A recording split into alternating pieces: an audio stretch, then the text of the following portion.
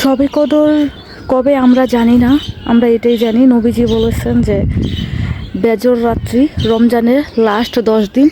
আর একজন সাহাবী নাকি দেখছে 27 দিন, স্বপ্নেতে তিনি দেখছিলেন। আর নবীজি এটা বলতে চাইছিল যে কোনো একটা হিস্ট্রি, হয়তো অনেকে জানেন হিস্ট্রির কারণে, একটা কারণের কারণে এই জিনিসটা আল্লাহ ওনার মন থেকে উঠিয়ে নিছিল, ভুলিয়ে দিছিল, যাতে আমরা খুঁজি আমাদের চেষ্টাটা আল্লাহ দেখার জন্য যে আমরা শবে কদর জন্য কতটুক ধৈর্য ধরি, আল্লাহর কাছে কতটুক চাই, শবে কদর কবে এটা আমরা খুঁজি, এটা আল্লাহ চাইছে।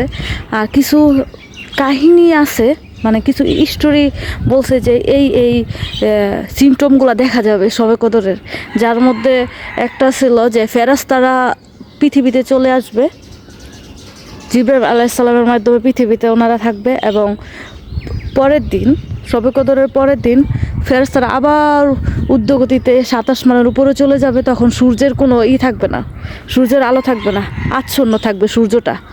আজকে সেই 27-এর দিন, আজকে সকালটা আমার তাই মনে হইতেছে, সূর্যের আলো একদম আচ্ছন্ন, মানে সূর্যের আলোর পুষ্ট আসতেছে না, কুয়াশায় চারদিকে ঢাকা। আর বলছিল রাত্রের ঝিমঝিম বৃষ্টি থাকবে, রাতটা একদম শান্ত থাকবে, একদম নিস্তব্ধ থাকবে, আকাশ ভরা তারা থাকবে। এটাও একটা ছিল, জানি না, আল্লাহ বলতে পারবে। আর ওই তো সূর্যটা দেখেন, পুষ্ট আসতেছে কিনা জানি না, কিন্তু সূর্যর আলোটা পৃথিবীতে পড়তেছে না। এই সূর্যটা দেখে ভিতরে একটা চিপ মেরে উঠলো যে কি আজকে কি 27 চলে গেছে, মানে চাঁদের 27, আমরা যেটা শবে কদর বলি আর কি।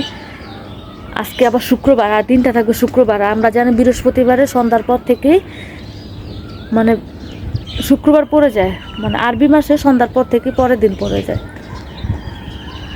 দেখেন, আর চারদিকে দেখেন কুয়াশা, আর বাকিটা আল্লাহ জানে। আর এর মধ্যে সবচেয়ে গুরুত্বপূর্ণ বিষয়টা হলো ইমানদার ব্যক্তিরা ওনারা ফিল করতে পারবে, ওনাদের মনে একটা জানান দিবে যে আজকের দিনটাই শবে কদর। এই সৌভাগ্যবান ব্যক্তি আল্লাহ জানে কে। আর এই রমজানে ফার্স্টে যে 27টা হয়, 21 তারিখ যে 27টা ছিল, ওদিনও রাত্রেবেলা ঝিরঝির বৃষ্টি ছিল, ঠান্ডা ছিল, একদম নিস্তব্ধ ছিল বাহিরটা। এবং পরের দিন বুঝি সম্ভবত কুয়াশাই ছিল, আচ্ছন্ন ছিল।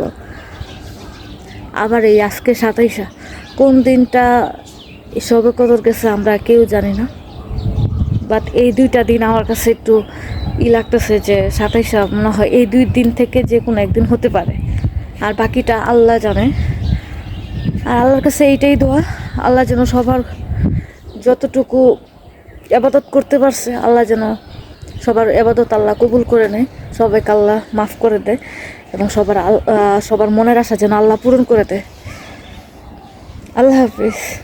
দেখেন আজকে সূর্যটা দেখছেন, সূর্যটা কিন্তু পুষ্ট ছিল, তারপরে একদম আচ্ছন্ন হয়ে গেছে। দেখেন সূর্যের আলোটা পৃথিবীতে আসতেছেই না, এই দেখেন, দেখছেন।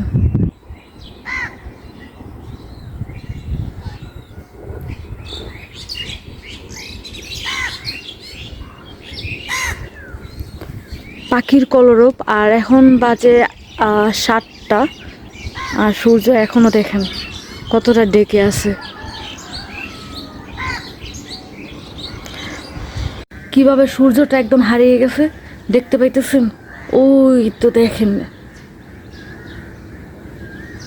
দেখেন সূর্যটা একদম নাই বললেই চলে। এখন দেখেন পুরাটা ঢেকে গেছে। জানি না ওয়েদার কি বোঝাতে চাচ্ছে। আর আল্লাহ যে আমরা যে হাদিস থেকে যেই এগুলো পাইছি, ইঙ্গিতগুলো তার মধ্যে মিলে গেছে। আল্লাহ যেন সেই সৌভাগ্যবান ব্যক্তির সাথে আমাদেরও কবুল করে নেন, আমাদেরও সেই সৌভাগ্য ব্যক্তিদের কাতারে দাঁড়াতে পারি, আমরা যেন শবে কদরের সুফলটা পেতে পারি, আল্লাহর কাছে এই চাওয়া।